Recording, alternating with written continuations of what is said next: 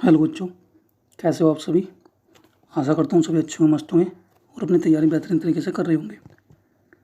देखिए, मैंने आपको कहा था कि हम टॉपिक वाइज क्लासेस करेंगे। तो ये पहला टॉपिक है आपका और इसके कुछ क्वेश्चंस हैं, और अगर और अधिक मुझे मिलते हैं तो मैं आपके लिए ले आऊँगा। ठीक है। तो देखिए, पहला टॉपिक जो है ये इकोनॉमिक ज्योग्राफी, जिसमें meaning, scope, approach and concept जो आपका दिया गया है। चलिए स्टार्ट करते हैं। देखिए, पहला क्वेश्चन है, आर्थिक भूगोल का अर्थ क्या है। ऑप्शन ए, अर्थव्यवस्था और भूगोल का अध्ययन। ऑप्शन बी, अर्थव्यवस्था के स्थानिक वितरण का अध्ययन। ऑप्शन सी, आर्थिक गतिविधियों और पर्यावरण के बीच संबंधों का अध्ययन, या उपरोक्त सभी। ठीक है। चलिए नेक्स्ट क्वेश्चन देखते हैं। सेकंड क्वेश्चन देखिए, आर्थिक भूगोल की स्कोप दृष्टिकोण क्या है। ऑप्शन ए, स्थान। ऑप्शन बी, संसाधन। ऑप्शन सी, संगठन। ऑप्शन डी, प्रक्रिया। क्वेश्चन नंबर 2 का आपका जो आंसर होगा वह भी डी होगा। देखिए, थोड़ा सा आपको अजीब लगेगा, ठीक है, तो इस विषय में लास्ट में बात करेंगे।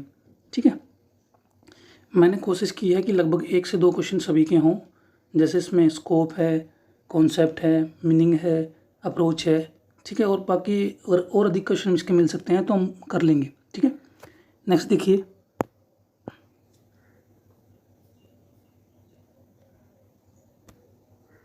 क्वेश्चन नंबर 3, आर्थिक भूगोल के अध्ययन के लिए निम्नलिखित में से कौन सा दृष्टिकोण सबसे उपयुक्त है। ऑप्शन ए, भौतिक भूगोल। ऑप्शन बी, मानव भूगोल। ऑप्शन सी, आर्थिक भूगोल।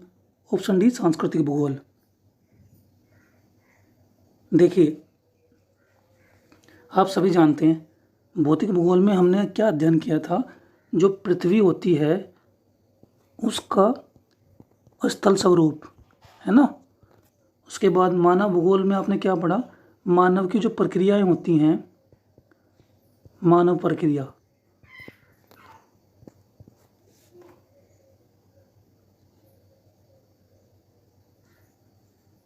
ठीक है। सांस्कृतिक भूगोल, मानव का प्रकृति के साथ संबंध। ठीक है।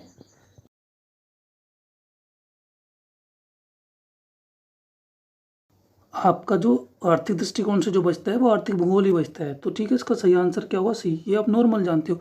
ऐसे ही क्वेश्चन आपको मिलेंगे, उसमें से लगभग 20 क्वेश्चन हार्ड हो सकते हैं, बाकी आपको जितने भी क्वेश्चन आने वाले हैं सब इजी होंगे।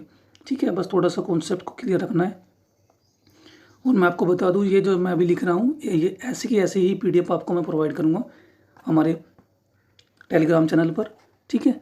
उस टेलीग्राम चैनल में से जो भी एग्जिट हुआ है वो ज्वाइन रखे, क्योंकि जब तक भी आप पढ़ना चाहो ज्योग्राफी से, और इवन ज्योग्राफी की आप कोई बुक खरीदना चाहो तो मुझे आप मैसेज कर दीजिएगा, मैं आपको गाइड कर दूंगा कि कौन सी बुक सही है ज्योग्राफी के लिए। ठीक है। नेक्स्ट क्वेश्चन पर चलते हैं। क्वेश्चन नंबर 4 देखिए, निम्नलिखित में से कौन सी आर्थिक गतिविधि स्थानिक वितरण का एक उदाहरण है। ऑप्शन ए, कृषि। ऑप्शन बी, उद्योग। ऑप्शन सी, व्यापार। ऑप्शन डी, उपरोक्त सभी। देखिए, स्थानिक गतिविधि की बात कर रहे हैं। देखिए, आपके लोकल में कृषि भी हो रही है, आपके लोकल में छोटे छोटे उद्योग भी होंगे और व्यापारी भी होंगे। तो कुल मिलाकर क्या इसका सही आंसर होगा, ऑप्शन डी इसका सही आंसर होगा। ठीक है। नेक्स्ट चलते हैं। क्वेश्चन नंबर 5 देखिए, निम्नलिखित में से कौन सी आर्थिक गतिविधि पर्यावरण के साथ संबंधों का एक उदाहरण है। ऑप्शन ए, खनन। ऑप्शन बी, मछली पकड़ना। ऑप्शन सी, वन प्रबंधन। ऑप्शन डी, उपरोक्त सभी। देखिए, सबसे पहले तो यहाँ देखिए कि आर्थिक गतिविधि क्या है, यानी कि एक तरह से इकोनॉमिक प्रक्रिया या प्रोसेस आप कह सकते हो। ठीक है। और किसके साथ हो रहा है, पर्यावरण के। ठीक है। पर्यावरण के साथ संबंधों का एक उदाहरण बताना था आपको। तो खनन कहाँ होता है, प्रकृति में। मछली पकड़ना, मत्स्य पालन जिसे आप कहते हो, वो भी एक प्राकृतिक है। वन संपदा जो आप फॉरेस्ट्री देखते हो वो भी एक प्राकृतिक है। तो इसका जो सही आंसर होगा वह होगा डी। ठीक है। बिल्कुल भी यदि आपको लगे कि इतने सारे डी कैसे आ रहे हैं तो बिल्कुल भी डाउट में मत जाइएगा, कुछ भी गलत मत कीजिएगा, क्योंकि आपको कॉन्सेप्ट को क्लियर रखना है। ठीक है। तो इसका जो सही आंसर होगा वह डी होगा। ठीक है। नेक्स्ट चलते हैं। देखिए, निम्नलिखित में से कौन सा संगठन आर्थिक गतिविधियों को प्रभावित करता है? ऑप्शन ए सरकार, ऑप्शन बी व्यापार, ऑप्शन सी स्थानीय समूह या ऑप्शन डी उपरोक्त सभी। देखिए, सरकार आपकी आर्थिक गतिविधियों को मैनेज करती है, बिल्कुल करती है, आपसे टैक्स भी लेती है, आपको उसके लिए व्यवस्था भी बना के देती है, जिसे जैसे कि क्या स्पेशल इकोनॉमिक जोन सेज जो बनाते हैं, व्यापार संघ। देखिए, जैसे आप कह सकते हो कि व्यापारियों का संगठन होता है, जैसे हीरा व्यापारियों का, आप कह सकते हो सोना व्यापारियों का, या फिर आप कह सकते हो पूर्ण व्यापारियों का। फिर स्थानीय समूह, लोकल बॉडीज तो आपने बहुत सारी देखी होंगी, छोटे छोटे व्यापारी जो लोकल स्तर पर, या आप कह सकते हो एक तरह से किसान स्थानीय रूप पर। ठीक है, ये सभी मिलकर क्या करते हैं, ये सभी मिलकर क्या करते हैं, आर्थिक संगठन बनाते हैं। ठीक है, तो इसका जो सही आंसर होगा वह भी डी होगा। ठीक है, क्वेश्चन नंबर 6 का सही आंसर डी होगा। नेक्स्ट देखिए, क्वेश्चन नंबर 7, आर्थिक भूगोल के अध्ययन में निम्नलिखित में से कौन सी प्रक्रिया शामिल है? ऑप्शन ए उत्पादन, ऑप्शन बी वितरण, ऑप्शन सी उपभोग, ऑप्शन डी उपरोक्त सभी। आर्थिक भूगोल के अध्ययन में, अध्ययन के लिए देखिए, जब आर्थिक भूगोल का आप अध्ययन देखते हो, सबसे पहले आप क्या देखते हो कि फसलों का उत्पादन या आर्थिक गतिविधियों का उत्पादन कितना है। ठीक है, मान लीजिए आप आप कह सकते हो प्राथमिक तौर पर देखें तो खेतों से उत्पादन क्या हो रहा है, कृषि से उत्पादन। फिर आप देख सकते हो कि जो उत्पादन हुआ है वो कच्चा माल, उसको पकाया कैसे जा रहा है, वो भी तो एक आर्थिक गतिविधि है। फिर उसके बाद उसे वितरण मार्केट में कैसे किया जा रहा है, और फिर उपयोग कौन लोग कर रहे हैं, सब ये एक आर्थिक गतिविधि है। तो इन सभी में सारी चीज़ें शामिल होंगी, तो इसका आंसर भी डी होगा। ठीक है, नेक्स्ट देखिए, क्वेश्चन नंबर 8 देखिए, निम्नलिखित में से कौन सा आर्थिक भूगोल का एक उप क्षेत्र है? ऑप्शन ए औद्योगिक भूगोल, ऑप्शन बी कृषि भूगोल, ऑप्शन सी वाणिज्य भूगोल, ऑप्शन डी उपरोक्त सभी। देखिए, आर्थिक गतिविधि में उद्योग भी आपके काउंट होंगे, कृषि जो कि कच्चे माल का प्राथमिक स्रोत यही है। ठीक है, और वाणिज्य यानी कि जो आपकी कैलकुलेशन जो होगी आर्थिक की, जो आर्थिक माने आपने जो प्रक्रिया की है, इकोनॉमिक प्रोसेस जो किया है, उसकी जो गणना होगी वो वाणिज्य भूगोल में होगी। तो ये सभी इसके सही आंसर हैं। ठीक है, क्वेश्चन नंबर 8 का भी डी होगा। अब आप समझ रहे होगे कि सर ने तो सारे डी किए। देखिए, मैंने ऑप्शन वो डाले हैं ताकि आपको ऑप्शन के साथ साथ 3-3 4-4 चीज़ें क्लियर हों। मान लीजिए हमने आर्थिक भूगोल भी उसमें औद्योगिक भूगोल के बारे में, कृषि भूगोल के बारे में और इधर वाणिज्य भूगोल के बारे में बात की, तो आपको मैं अगर इनकी जगह दूसरे कोई ऑप्शन डालूं तो आपको ऐसा ना लगे कि हमें सिर्फ एक ही चीज़ क्लियर हो। अभी तीनों चीज़ें आपको समझ में आएगा कि आर्थिक भूगोल में तीनों प्रक्रियाएं एक तरह से हम थ्योरी ही पढ़ रहे हैं। ठीक है, नेक्स्ट देखिए, निम्नलिखित में से कौन सी आर्थिक भूगोल की एक शाखा है? ऑप्शन ए स्थानीय आर्थिक विश्लेषण, ऑप्शन बी आर्थिक विकास का भूगोल, ऑप्शन सी आर्थिक भू आकृति विज्ञान, ऑप्शन डी उपरोक्त सभी। देखिए, आर्थिक विश्लेषण किसका होगा? जो आपने आर्थिक क्रियाएं की होंगी। ठीक है, वो आर्थिक विकास की बात कर रहे हैं। आर्थिक विकास, जब आप इकोनॉमिक प्रोसेस कर रहे होंगे, उससे कुछ प्रक्रियाएं कर रहे होंगे, तो आपका आर्थिक विकास भी संभव है। मान लीजिए आपने कुछ फसल उगाई, उसको बेचा, उससे कुछ पैसे आए, तो विकास तो आपका निश्चित होगा। ठीक है, फिर कह रहा है कि आर्थिक भू आकृति विज्ञान। ठीक है, जहाँ पर आपने फसलें उत्पादित की थी, वहाँ की जो भू आकृति थी, पहले वो बंजर मान लीजिए भूमि थी, उसमें आपने फसल उगाई तो उसकी भू आकृति बदल गई ना। ठीक है, स्वरूप बदल गया, तो उपरोक्त सभी इसका सही आंसर होगा। ठीक है, देखिए, मैं आपको ये PDF दे के स्कैन के आंसर भी बता सकता हूँ अगर आप चाहते हो, और ऐसे चाहते हो तो प्लीज़ बताया करें कि हाँ ठीक है सर, ऐसे सही चल रहा है। नेक्स्ट देखिए, निम्नलिखित में से कौन सी आर्थिक भूगोल की एक तकनीक है? ऑप्शन ए भूस्थानिक विश्लेषण, ऑप्शन सी, ऑप्शन बी सांख्यिकी विश्लेषण, ऑप्शन सी ऐतिहासिक विश्लेषण, ऑप्शन डी उपरोक्त सभी। देखिए, स्थानिक, ठीक है, जो स्थानीय भू है उसका भी आप विश्लेषण करते हो, सांख्यिकी आंकड़ों का विश्लेषण करते हो कि किस मात्रा में हमें क्या उत्पादन करना है, क्या वितरण करना है। ठीक है, ऐतिहासिक, यदि किसी स्थान पर आप फसल उत्पादित कर रहे हो, उससे पहले आपको वहाँ की चीज़ों के बारे में पता होना चाहिए। ठीक है, तो उपरोक्त सभी ही इसका सही आंसर होगा, नो डाउट। ठीक है, नेक्स्ट चलते हैं,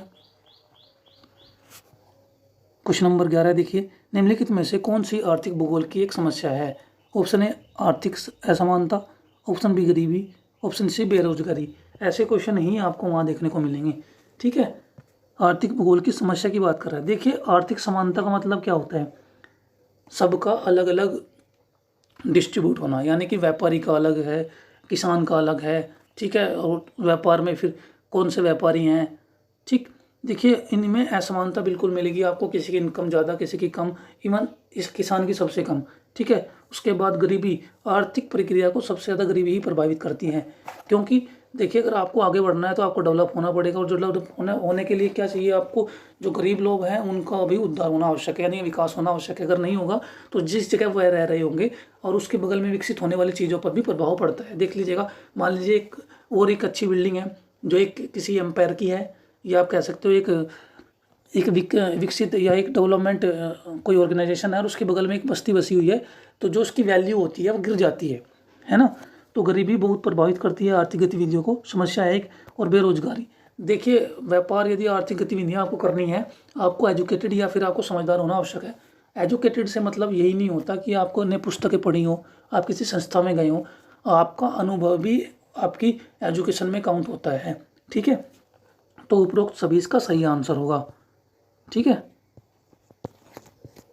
नेक्स्ट क्वेश्चन देखिए, क्वेश्चन नंबर 12, निम्नलिखित में से कौन सी आर्थिक भूगोल की एक चुनौती है? ऑप्शन ए जलवायु परिवर्तन, ऑप्शन बी पर्यावरणीय गिरावट, ऑप्शन सी प्राकृतिक आपदाएं, ऑप्शन डी उपरोक्त सभी। देखिए आर्थिक भूगोल की चुनौतियां, मान लीजिए आपको कहीं पर फसल उत्पादन करनी है, वहाँ पर कैसा क्लाइमेट है या वहाँ की जलवायु कैसे परिवर्तित होती है ये आपको देखना पड़ेगा, है ना। बिल्कुल चुनौती है ये आपके सामने। मान लीजिए आपसे कहा जाए कि आप ध्रुवों की साइड जाएं और धान उगाएं, क्या उगा पाओगे? ठंडे मौसम में धान उग सकता है? नहीं ना। तो क्लाइमेट क्या होता है? चुनौतीपूर्ण। फिर उसके साथ देखिए पर्यावरणीय गिरावट। ठीक है, तो मान लीजिए आपने फसल लगाई अभी धान की, ठीक है, और बरसात ना हो। ठीक है, बरसात ना हो, मानसून के समय पर अगर बरसात ना हो तो क्या होगा? पर्यावरण बदल रहा है, क्लाइमेट चेंज हो रहा है।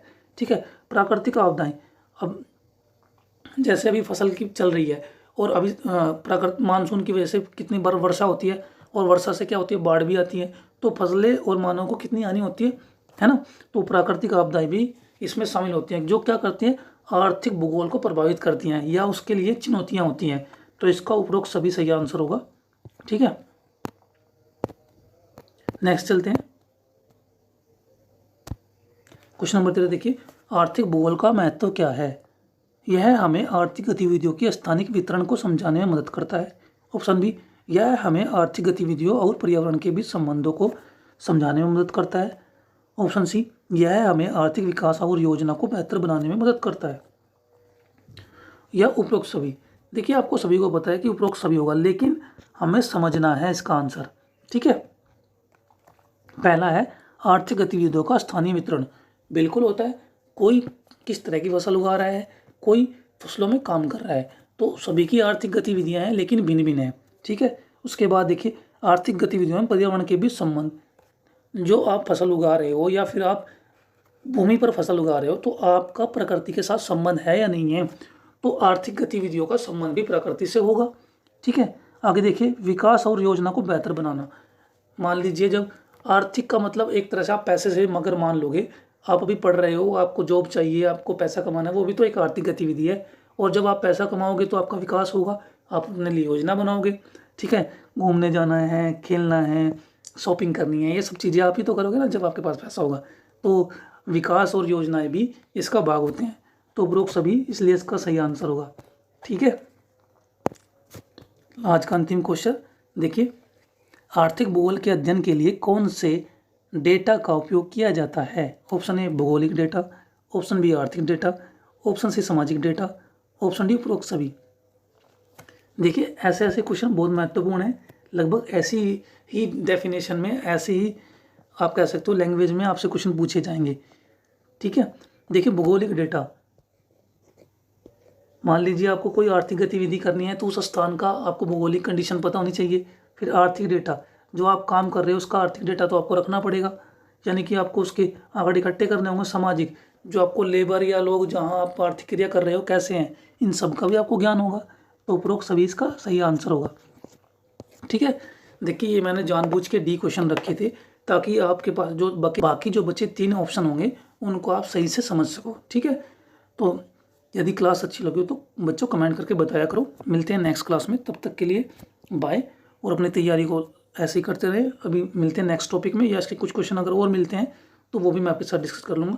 अन्यथा मिलते हैं नेक्स्ट टॉपिक में जो सेकंड आपका रहेगा।